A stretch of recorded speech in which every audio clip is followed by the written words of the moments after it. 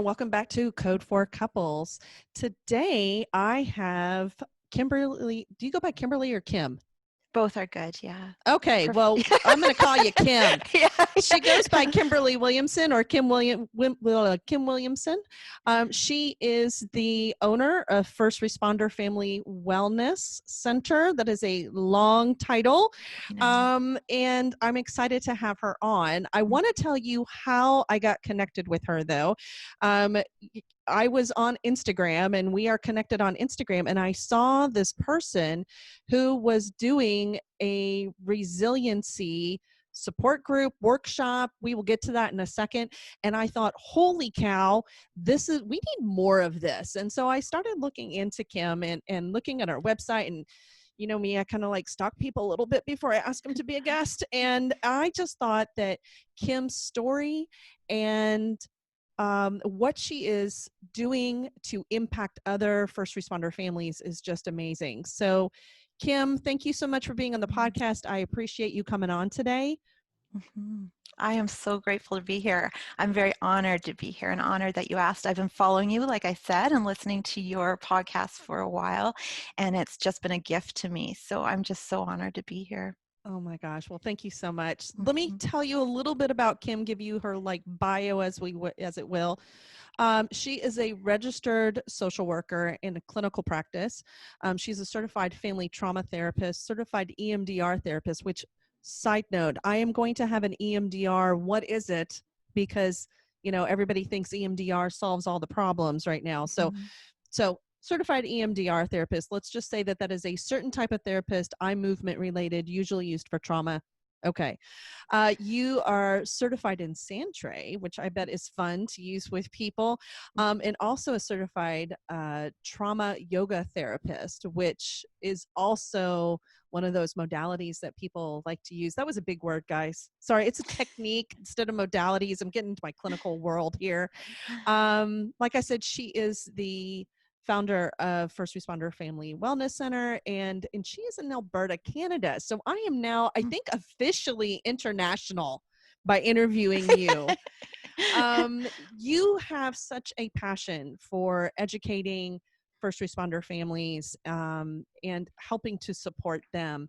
I know that stems a little bit from your journey. You've been married for, it says almost 20 years on your website. I don't know how long it's actually 19. been. Okay, Yeah. 19. Because you know, a lot of times we have things on the website and we don't update them. So, yes, you know, yeah. so 19 years you've been married. So we're kind of in sync here because I hit 20 this year. So you'll be hitting 20 next year, it sounds like. Or later on this year. Which one? Next year. Yeah. Next in year. August Okay. Next year. Yeah. Okay. Yeah. All right. Yeah. So almost a year. So this is, yeah. There you go. All right. How have you seen your marriage change over the years due to his career? So much. You know, in some ways it feels like we've been married to the same person, but different marriages throughout that marriage in the past 19 years. But to start, like we both changed and we had to adapt, but I changed and I had to change because I didn't want to marry a police officer. And so a little bit about that is that my uncle died in the line of duty as a police officer. And when we were in premarital counseling, before we were married, it came up that his dream was to become a police officer. And in the middle of counseling? In premarital counseling, because, you know, in premarital, you expose, like, you kind of talk about your dreams and your plans and what you want to do. Like, I knew it beforehand. Oh, but okay. Yes. I'm like, that's quite a bomb to drop in the middle of premarital counseling. No. So, okay. But it was a bomb for our therapist because she pulled out her big thesis from graduate school, and it was about how 80% of law enforcement marriages do not make it and end in divorce. And so she was actually in the process of getting a divorce from a police officer. And so then I had the double whammy of the D's, right? Death and divorce. So I was in fear and I didn't want him to become a police officer. And he loved me and he wanted me to feel safe. And so for a while, he denied his joy and his passion and his dream to please me. So I had to Wow. do the work because I had to watch him, and I couldn't stand watching him. It got to the point of watching him sacrifice his dream and seeing that light not in him. And Mm. so I had to do the work where I had to face that fear and come to a place where, I was able to say to him, go and live your dream, like go and become a police officer. So I had to do that work on myself so I could embrace being a police officer's wife.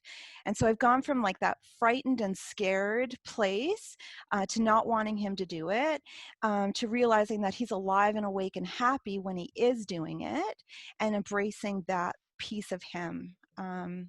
And so, yeah, because when he's happy, we're all happy, right? I guess sometimes it's like if the woman is happy, right? If Yeah. she's happy, then Well, I happy guess if wife, we're happy all life. right, but if we're all living our own passion, and it brings it to the marriage and to the family. Absolutely. I totally Yeah. agree with you.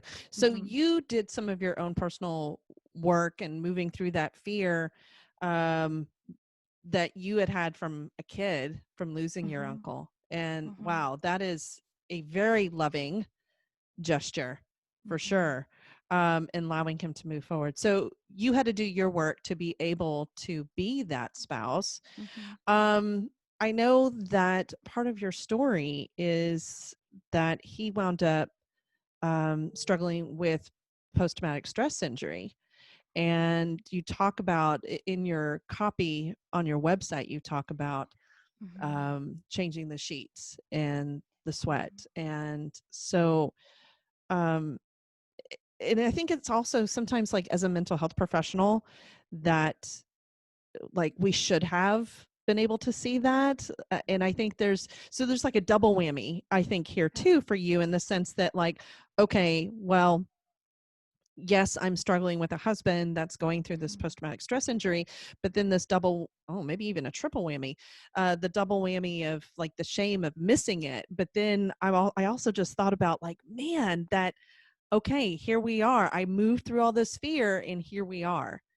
Hmm. So I guess first of all, let's start off by the injury and what you feel that you missed along the way. Yeah. And so, Cyndi, I have to tell you that my greatest fear is incompetence.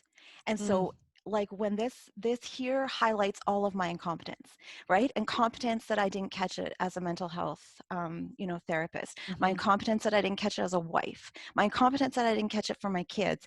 So, like this whole thing highlights my great fear. So I just want to Mm, put that out there right now, because I get like kind of shaky and my throat feels like it closes down, because it's just something that I didn't see at the time. And so I think that's also driven my passion, because if I didn't see it, and I've had the training of 24 years of working in this exactly. field and doing this thing. So if I didn't see it, what about other families out there? And so that is like, that has driven my passion to Yeah. go forward. So for us, it was like a pressure cooker situation. And I felt like, we talk about it like our family, it feels like we were like a frog in a boiling pot. And it just Mm, kind of like the temperature over time just kept keeping up.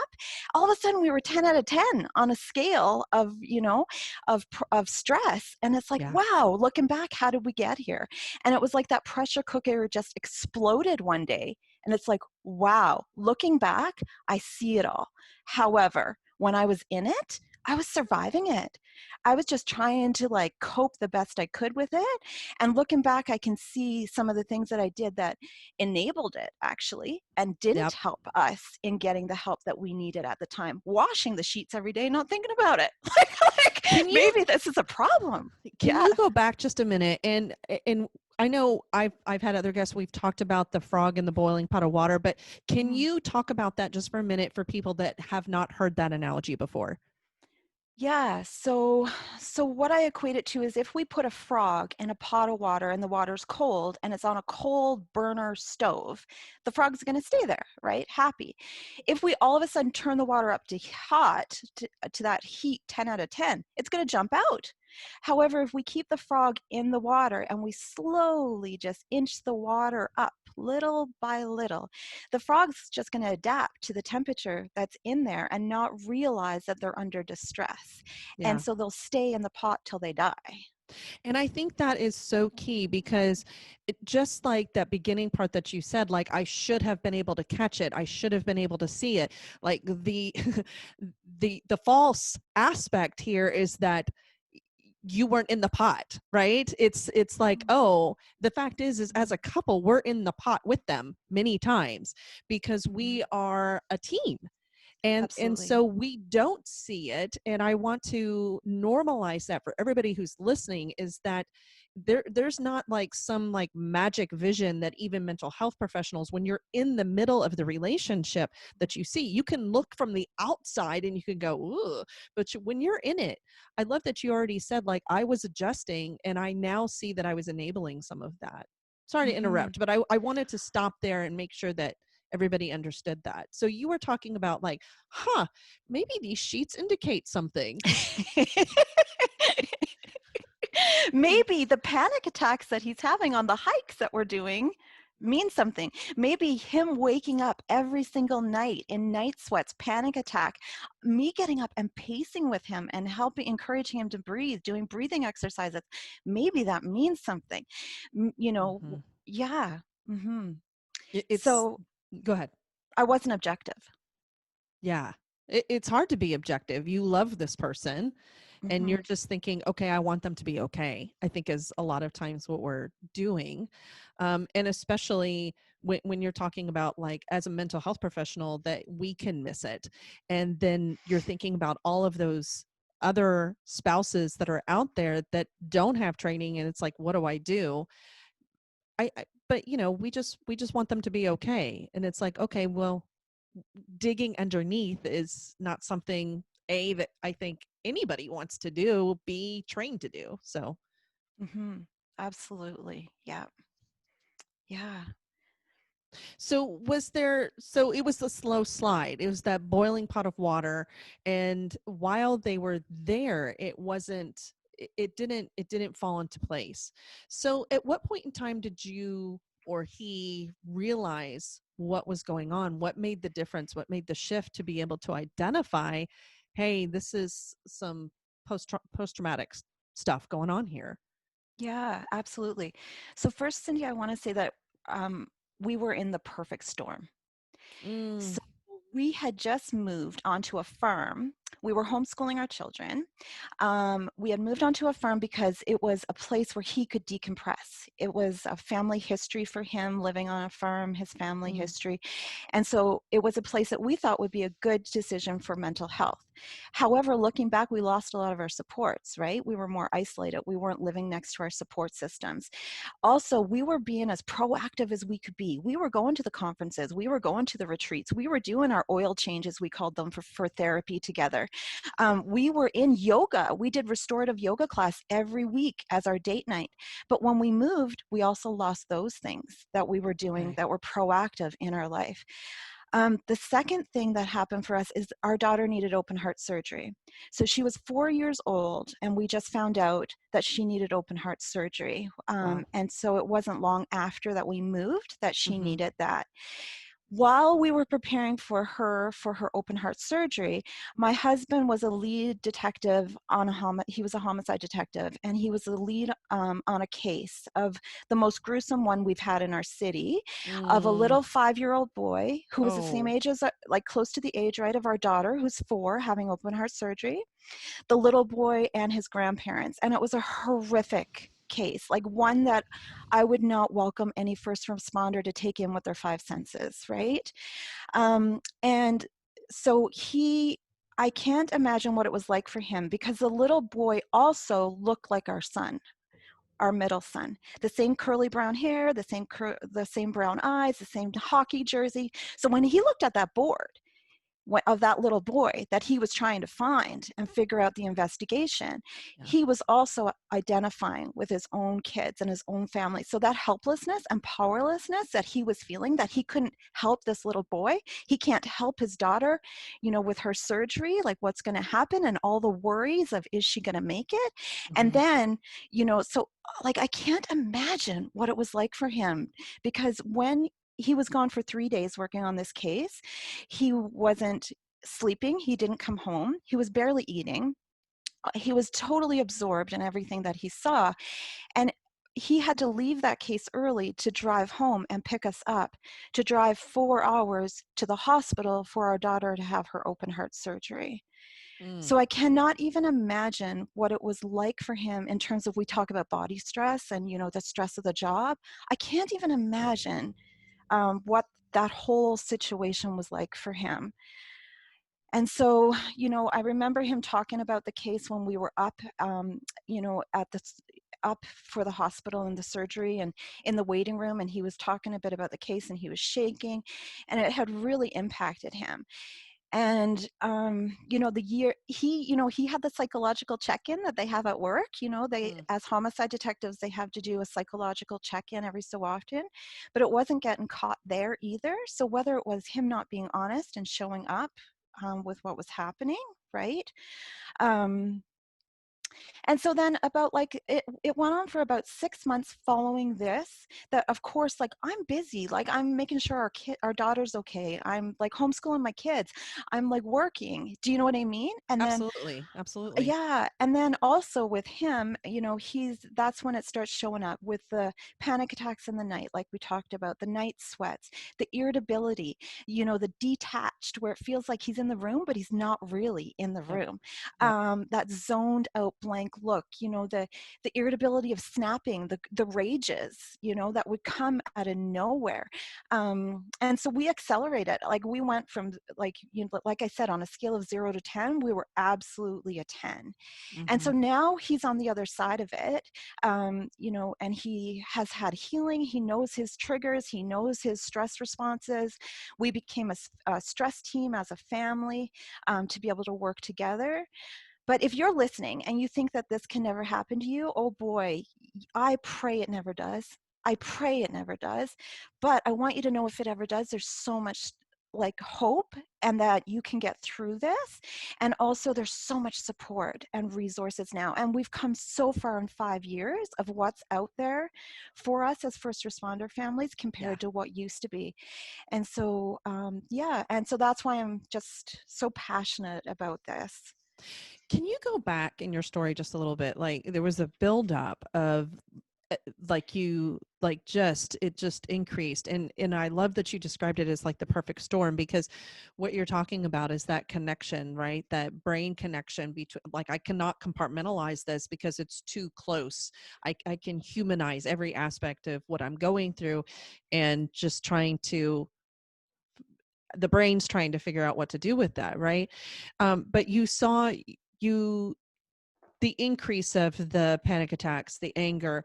What was the moment? What was the breaking point? What was the shift? I never know exactly like what to call that. There's always kind of like a point where it's like, okay, n- now we're going to go do this, or this is too much, or we have to have this stop.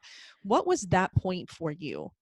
It was the rage. I just didn't want that in my home. I didn't want that for my kids. I didn't want that for us. And I knew it wasn't him.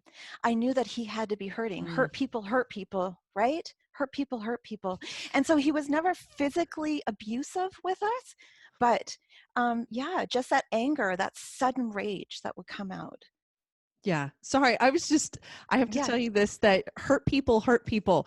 I was talking to Jonathan Hickory, and he said the exact same thing. Hurt people. So, guys, you've now heard it from Mhm, two of my guests. Hurt people hurt people. Okay. mhm, Anyway, so I'm curious. I know, like, we have a little bit more quote unquote skills to mhm. confront because of what we do. How did you choose to address that? Because that is a question I know you get asked and I get asked a lot, as Mhm. far as like, how do I confront my spouse? How do I go about telling them, hey, wake up, or this isn't Mhm. working? How did you do that with him? Absolutely. As I had to use a whole bunch of facts, because Mhm. his brain as a police officer and as a homicide detective and as an investigator relates to facts. So I had to document. And so I would journal and I would just say what I observed. And I knew he wasn't in the right headspace to talk about it when it was happening. So when that heat was happening, and that wasn't the time to talk to him about that. But I could document it so I could remember. And Mm-hmm. then I could go to him when it was a good time. So for us, it's always been walking has been a really good time for us to talk. Movement is really good in order for him to just de-stress while we talk about hot topics. And being on the farm and being out by the animals, like that's always been a place that has been a safe place for him to talk about hard things. So I would just document, and then I would give him the facts. And every police officer loves their family, and every police officer that is hurting their family when they go home feel immense guilt about it. So many first responders will say, the people I love the most, I hurt the most, and they Yep. feel tremendous shame about that. And so I think when we go to them with love and grace and saying, I know you're hurting, Mm-hmm. but it's also impacting us and you're hurting us, then they will listen to that when there's facts attached to it. So when you threw the phone, it scared the kids. When you had road rage, that's not you. And that scared us as a family. When you are waking up and you're waking up in the panic attacks, I love supporting you and walking with you. But it is a place now of I'm enabling you and we need to get help. I love that you said, I just use the facts. And it's really important that what you're saying is you don't do it in the moment. And it's Mhm. so hard to get through that moment and not shout or scream or say this is the problem, right? Or walk out, right? It's if we are going to do that, and some people will argue against this and say, well, but that could be abusive. It's like, but that's not what's going on. That's not what's going on here. There is a issue. There's something underneath. Anger a lot of times is, I call it the secondary emotion. It's the reaction. It's not what's Mhm. really going on, but that's what we see. And Mhm. so stopping and recording facts and saying, hey, this is what happened, this is what's going on. And I use that same phrase, I know this is not the man you want to be. Mhm. Absolutely. And I think that's so important, because if you think about what their values are or how they want to show up in the Mhm. world, and if you're talking to your spouse about that, like, what impact do you want to make? How do you want to show up? How do you want to show up for me? How do you want to show up for the kids? um, then you have that as a fact to Mhm. say, okay, this isn't congruent with who you want to be. And so something's going on here, because Mhm. I know that if you wanted to be that guy, you could, or person, it could be a Mhm. girl. Yep. um so I hope everybody hears that it's the facts, and confronting with kindness and out of love. Mhm. And I love you, and something's off, and let's get. So he heard that, is what I hear, is that when you were able to tell him the facts, he heard that, and it made a Mhm. shift in him and in the relationship for him to go forward. Okay. I assume he went to and did his own Absolutely. Yeah. own healing, his own therapy. Absolutely. Yeah, Okay. he when he reached out and he talked to his supervisor actually on the homicide unit, who was an incredible support for him. And he was able to get him all the resources he needed. So within our police department, he was able to access psychology resources and a psychiatrist. And the psychiatrist, ran blood samples on him, and his cortisol levels were in the dangerous area when that happened. So it was really significant what hit the stress his body was under. And he went on medication, and Mm-hmm. he swears by it and does not think he'll ever go off of it, right? But he also does, he had a therapist and he did his work. Absolutely. We did our work as a couple. We did our couple work. I did my own individual work through Mm-hmm. my own individual therapy.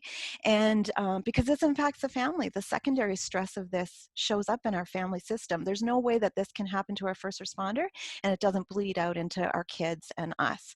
Our kids all went to their own child psychologist as well. And then we had family therapy for us to become a family stress team. Yeah, because it winds up creating eggshells. Mm-hmm. That's probably the pretty common word. Anxiety, on the copy on your website you talk about, I didn't know that my kids would have to struggle with anxiety, Mm-hmm. and there is a spillover effect of from onto all of us. And I certainly didn't know when I decided to get married, and he was becoming a police officer at the time. I had no idea. I had no idea that that was what was going on. Sorry, in my book, I'm writing my book right now, and I was writing about this a little bit yesterday, in the fact that what I was told, and you've been around as long as I have, as far as like 19, 20 years, what I was told by previous spouses is, it's like, well, that's just the way it is, and you've got to figure it out. And I'm like, no, that doesn't work for me. Oh, So no. that's, yeah, we're doing it differently. And I think that's important. Like, hopefully, you and I, Yeah. and going through this experience, we're influencing other people to say, hey, no, you don't, it doesn't have to be this way. It's a job, by golly. It's so, anyway, sorry, little bunny Yeah. trail tangent there. um I so love it. And I can't wait to read your book. I can't wait. So I'm so excited you're writing it. so you talked about the healing, and you talked about, coming together as far as therapy. What kind of healing have y'all continued to have in your relationship? Or is there, I mean, I know resilience is like one of your platforms that you stand on, one of the reasons why I wanted to have you on. So Mm-hmm. what kind of resilience, or yeah, I'm just going to stay there. What kind of resilience do you incorporate, and what's important for, let me start over. What kind of resilience do you incorporate now as a couple and as a family?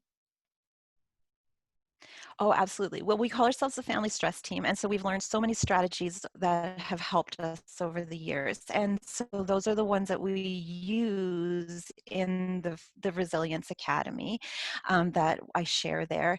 And so it just boils down to, there's just so many in terms of, for example, like we have a stoplight is what we call it. And so green is go, everyone's good. Yellow is the caution. And so we can identify what's happening in our body. So am I clenching my jaw? Is my stomach starting to hurt? Am I starting to, am I starting to get like my breathing is shallow? My heart is racing? What's happening there? And then what do I need to do in order to move back down to green before I go to red? Because red, Mm, like we talk to our kids, is like Hulk zone, right? You stop just like at a traffic light, you stop at red. And that's where you guys go away, right? Because nothing, we know that when the brain flips, nothing good's going to happen. And so the caution zone, the yellow, is the key that we want to try to recognize in our family and stay in. So I think it's identifying our window of tolerance, which again is a therapy word, but what it basically means is, being able to notice when we are leaving that green Bruce Banner calm mode and moving into the Hulk zone. And before we get to the Hulk zone, we want to try to get really good at identifying the yellow, the caution zone, so that we can then do the coping skills. So all of our family has coping skills written down by our stoplight, by the yellow, that we're going to do. And so it looks really different for all of us, right? So for my husband, it looks like, going and feeding the animals, going out for a walk, going and exercising. And so for my kids, it'll look like jumping on the trampoline, going for a bike ride, hitting the hockey sticks. And then for me, it looks like meditation or yoga or something like that. So I think it's just using certain skills to be able to stay resilient. And I think one of the biggest pieces of resilience is mindset, is staying positive and having that mindset. And I think the other one is gratitude and appreciation every day.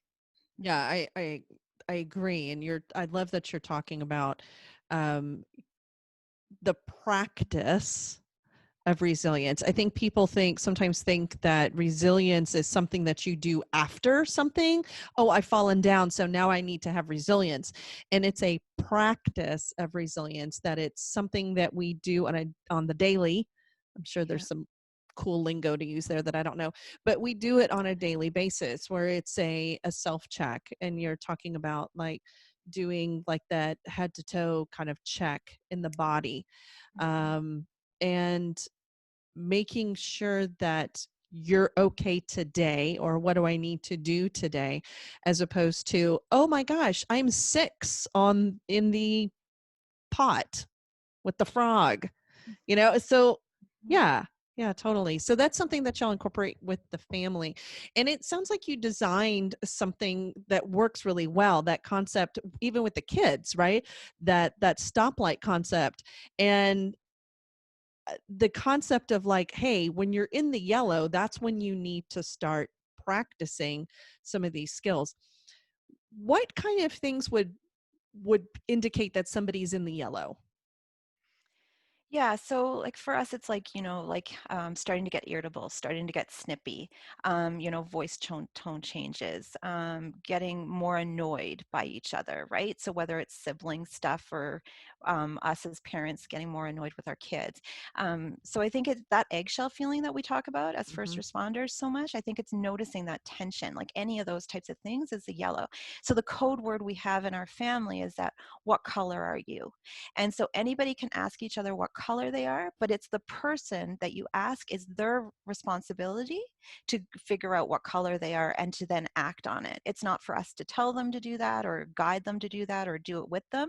And so for us, it's about our response. We can ask somebody the question, what color are you? But then we need to ask ourselves. Our responsibility is to ourselves in terms of the only person we can control is ourselves.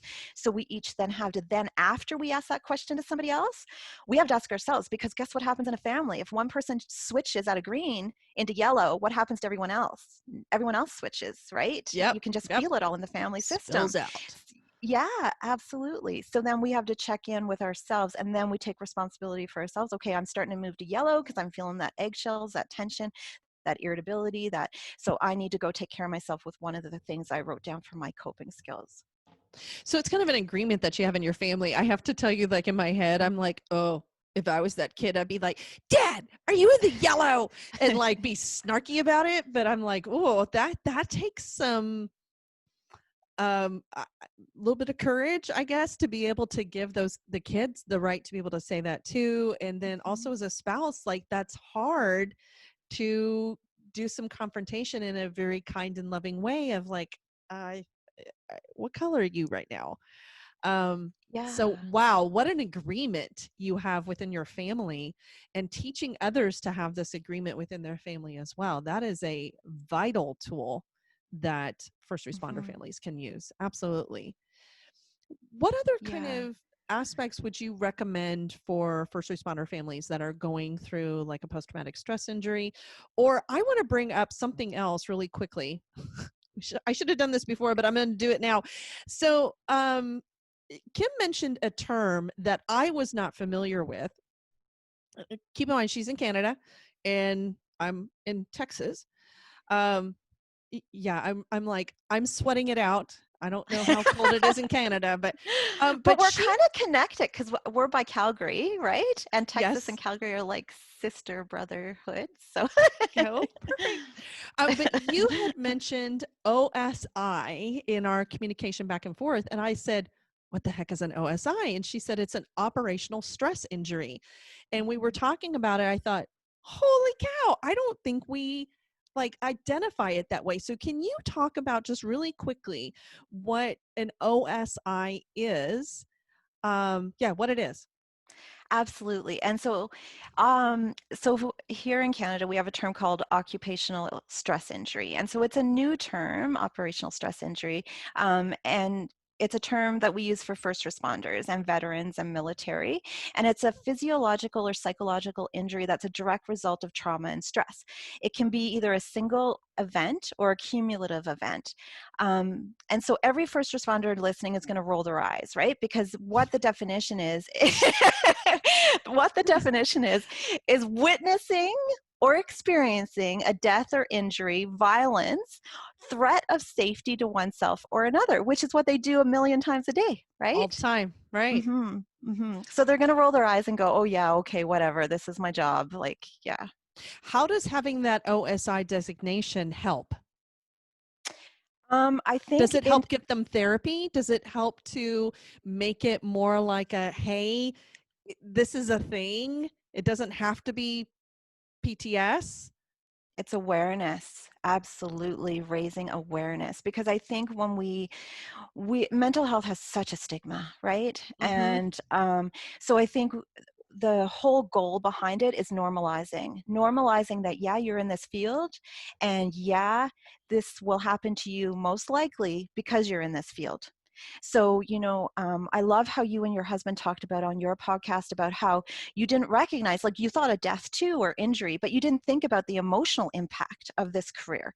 And so I think that we need to start having more of those conversations of normalizing it, because how many first responder spouses come to me and say to me, I knew to expect death. No one told me to expect operational stress injury. No one told Yes. me to expect depression, anxiety, or post-traumatic stress injury. Yeah. I think of the term hero, and I think of like humans doing extraordinary things. They're like, really, your body is not Mm-hmm. formed. I can't think of the right word right now, but it's not made to do that day in and day out. And Mm-hmm. so I, I've done this acronym now where, like, humans doing the extraordinary need to reach out.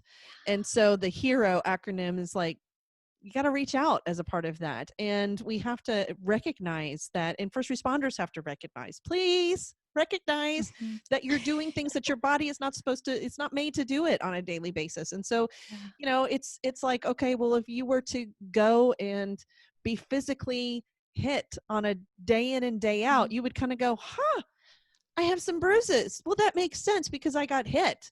But Yeah. the psychological impact is not seen. So, sorry, I got another platform, but it's also Kim's platform, so it's easy to It get is. on. So, It's so my the passion too. yeah, Yeah. so those operational stress injuries can be just anxiety. It can be Mm-hmm. depression, and people, Yeah.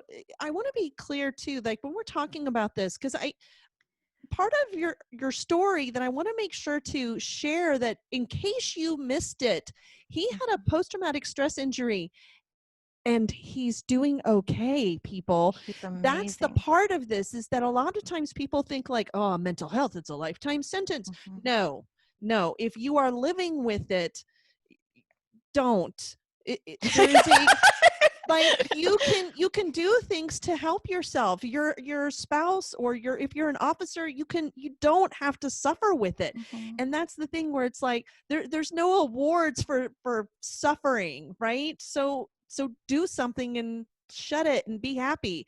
And I've told this story before. I was sitting next to a firefighter at a statewide meeting, and he says, well, we all walk out with PTSD and have to suffer. And I looked at him, I was like, no, No, you don't. no, And we wound no. up having like a 20-minute conversation about the therapeutic aspects and how you can recover. Okay, I will stop. You hear what I'm saying, people. All right. And Kim is saying too, you don't have to struggle. We will stop with that. But I Yeah. did think it was worth bringing up the OSI, and the fact that it broadens the spectrum to say, like, oh, huh, so it's pretty normal if I get an occupational stress injury, and here's why. And then it's like, okay, well, this makes sense. I might not wind up with broken bones, but maybe I get some bruises, quote unquote, if you will, Yeah. along the way. So it's awesome. And I love that you're bringing awareness to this, and that you're bringing awareness to spouses and helping them to know, giving them a skill that they Yeah. can use with their officer and with their family. Can you talk a little bit about your program? Because I saw it, honestly, I like saw it and then I was like, it's closed already. So so can you talk about what are Mhm. you doing with the program? Because obviously Yeah, there's like a window of time that people can sign up for it. So talk a little bit about the program and for whatever sure. else you want to share with it. Yeah, absolutely. So it's the Resilience Academy. It's an online global program that we're running. So we have people in it, members of the United States and in Canada, and it's a program where we come together, and it's about connecting as first responder spouses. It's a place that we want to be safe, to be able to share the things that happen within our families, because it is quite different than civilian world. And And so to come together and to support each other through that, it's a place where I am able to share the resiliency skills that worked in our family and also that I use in my clinical practice with other families that I know that work.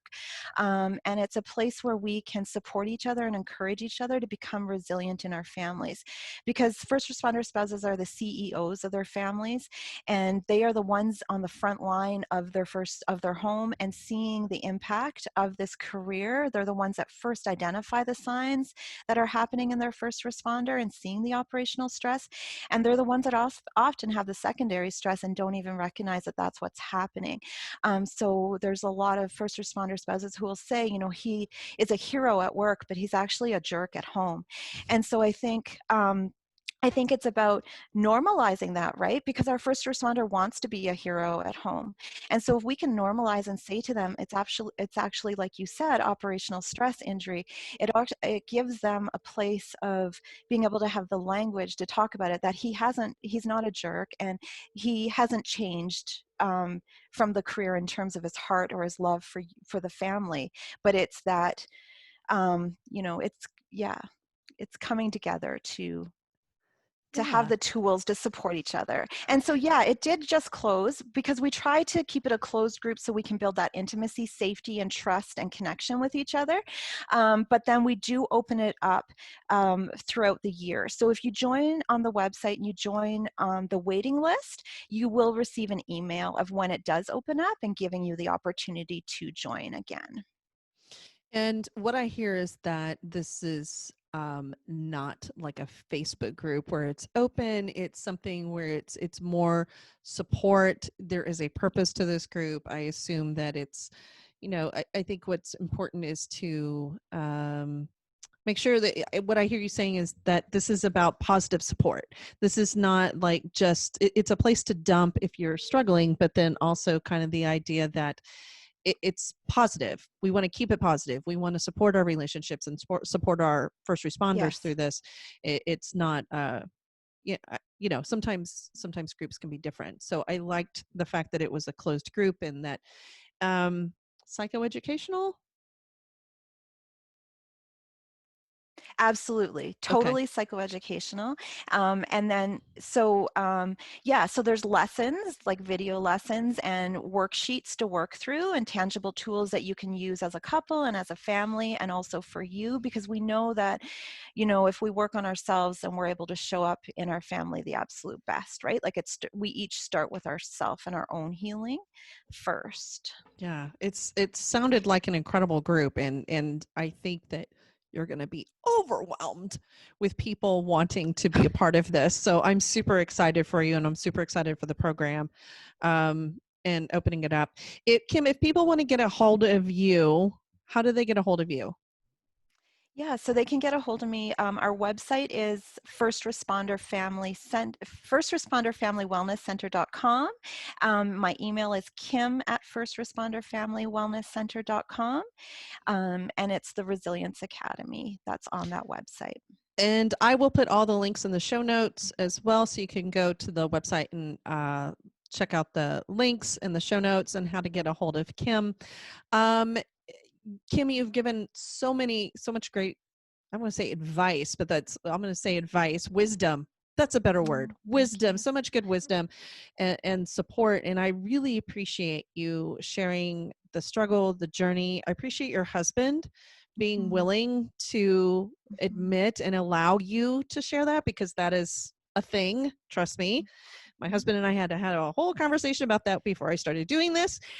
So I want to say I appreciate and please share my Yeah. thanks with him, as well as being willing Mhm. to be open about that. So thank you so much for everything that you're doing and the impact that you're making with first responders and helping us to learn how to keep our relationship safer along the way.